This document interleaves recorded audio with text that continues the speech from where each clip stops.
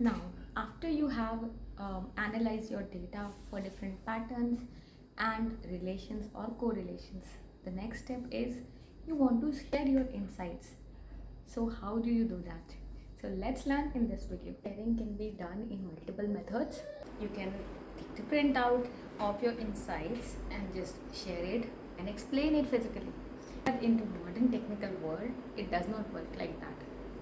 So things should be digital. The way is to get the email done and share it with them. But what exactly you need to share? If they are going to sit and study that is going to take a lot of time. So it would be good if you can present your insights with the help of some visualizations. So now, how can you do the visualizations?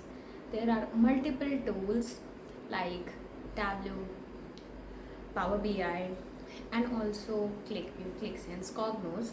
Similarly, few others like MicroStrategy, etc. So you can use these tools to get these data into different visualizations. Provide the right insights to the right user. These insights can be modified or customized according to the user you are interacting with.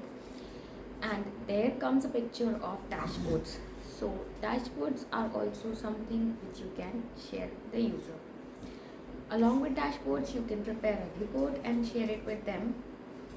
So these are different ways. So these dashboards and reports, you use different type of visualizations to give a clear picture of what you are getting as an insight from the given data. After your analysis phase, you want that insight to be understood by the user, how to visualize your data.